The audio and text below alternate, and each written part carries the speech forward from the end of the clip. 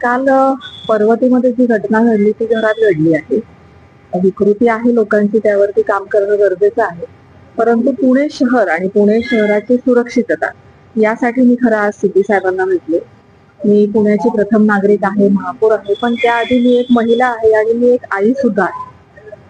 तर मला असं वाटतं सगळ्यांनी मिळून पुणे शहरातल्या सगळ्या लेकीबाळी आपल्या कशा सुरक्षित राहतील यासाठी काम केलं पाहिजे. म्हणून मी खरं तर साहेबांना भेटले आज. त्यामध्ये अशी मी मागणी केली आहे की सोसायटी स्तरावरती जे कोणी आपण सुरक्षा रक्षक नेमतो, म्हणजे सोसायटी गृहसंकुल जे असतात तिथे, तर त्यांचं व्हेरिफिकेशन व्हायला हवं.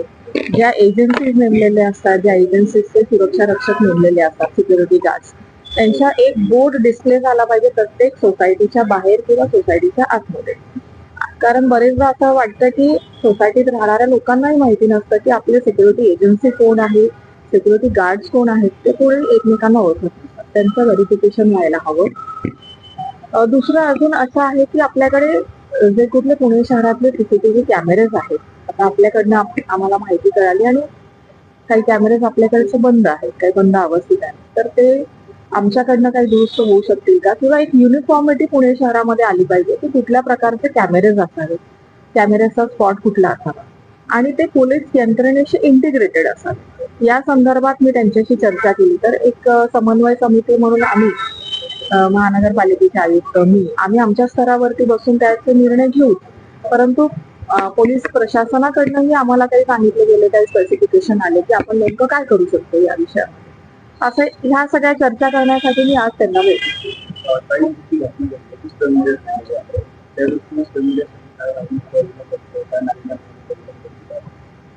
प्रबोधनाची गरज तर आहेच. आपण अनेक वर्षापासून बघतोय की अशी विकृती समाजामध्ये आहे आणि ती काही अंशी वाढत पण चाललेली आहे. तर हा समाज का विकृत होतो आहे, अशा घटना घडू नये म्हणून प्रबोधन असलं पाहिजे. आपल्या मुलींमध्ये सुद्धा जनजागृती असली पाहिजे, काउन्सिलिंग केलं पाहिजे आपल्या मुलींचं सुद्धा. तर या संदर्भात विविध संघटना पुणे शहरामध्ये कार्यरत आहेत.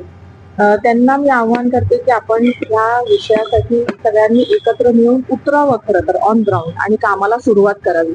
यामध्ये आम्ही काय करू शकतो हेही आम्हाला भेटून आपण सांगितलं तर आपण काही चर्चासत्र करू शकतो, आपण काही सेमिनार्स आणि वर्कशॉप, मी तर म्हणेन वर्कशॉप करणं जास्त महत्वाचं आहे यामध्ये, की महिला मुली सगळ्यांनी एकत्र यावं. बरेचदा महिला, घरातले आई वडील दोघंही बाहेर कामाला जातात, मुलांना एकटं सोडतात घरी, तेव्हा सुरक्षेचा प्रश्न जास्त जटिल असतो. तर इथे प्रबोधन करणं गरजेचं आहे, जनजागृती करणं गरजेचं आहे. विकृत समाज जो आहे किंवा विकृत व्यक्ती आहे त्याच्यामध्ये फारसा बदल होईल का हे मला आता तर काही मी सांगू शकत नाही, परंतु समाजाचं आपल्याला प्रबोधन करणं शक्य आहे आणि ते आपण समन्वय समितीवरती काय केलं पाहिजे. सूचना नाही म्हणता येणार, पोलीस आपापलं काम नक्कीच करतायत आणि चांगलं करतायत ते काम. परंतु सगळ्यांनी एकत्र मिळून शहर कसं सुरक्षित राहील यासाठी चर्चा करणं गरजेचं होतं, म्हणून मी आज त्यांना भेटायला आले. पोलिसांनी बॅड टच गुड टचचे काही कॅम्पस कॉलेजमध्ये सुरू केलेली होती, त्याचा काही आढावा घेतलाय का? त्याचं काही पण, कारण विकृती आपण संपू शकत नाही, मात्र मुलींना जागृत करू शकतो, मुलींना ते ज्ञान नॉलेज देऊ शकतो. त्या संदर्भात पुणे पोलिसांनी काही तुम्हाला माहिती दिली का? वर्षभरात एवढे कॅम्पस झाले.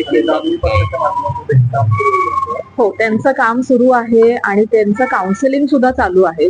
पोलिसांचं काउन्सिलिंग चालू आहे, परंतु महानगरपालिका क्षेत्र म्हटलं म्हणजे आमची लोकप्रतिनिधींची ही जबाबदारी आहे की आपण शाळांमध्ये काउन्सिलिंग सेशन चालू आहेत का हे पाहिलं पाहिजे. आता समजा शाळांना सुट्टी आहे, परंतु वर्षभरामध्ये जेव्हा शाळा सुरू असतात तेव्हा तिथे काउन्सिलर्स असतात, प्रायव्हेट स्कूल्समध्ये सुद्धा असतात आणि महानगरपालिकेच्या शाळांमध्ये सुद्धा असतात. तर त्यांचं काम कुठल्या लेवलला आहे, ते करतायत का व्यवस्थित, हे पाहण्याचं काम आमचं आहे. आणि प्रभाग स्तरावरती सुद्धा असे सेमिनार्स किंवा असे वर्कशॉप्स होऊ शकतात. आपल्याकडे समूह संघटिका आहेत, काम करणाऱ्या आशा वर्कर्स आहेत, यांना एकत्र घेऊन आपण असे काही प्रबोधनाचे कार्यक्रम करू शकतो. त्याचा आम्ही एक नक्की प्लॅन वर्कआउट करू. तुम्ही शहराच्या कायदा सुव्यवस्थेच्या बद्दल समन्वय समितीचा एक उल्लेख केला की आयुक्तांना, दोन्ही आयुक्तांना काय ती समन्वय समिती खरंच स्थापन होणार आहे, काय त्या समितीचे काम असणार नाही, समन्वय समिती स्थापन होईल असं माझं म्हणणं नाही. समन्वय समिती ही स्थापन करायची गरज नसते. सगळ्यांनी एकत्र मिळून काम केलं की तो समन्वय असतो. तर त्यावेळेला पुणे महानगरपालिकेचे आयुक्त, आम्ही लोकप्रतिनिधी आणि सिटी म्हणजे कमिशनर ऑफ पोलीस, आम्ही सगळे एकत्र येऊन काम करू शकतो, याबद्दल मी त्यांच्याशी चर्चा करायला गेले. काल पालखी मार्गाचा तुम्ही आढावा घेतला. विश्व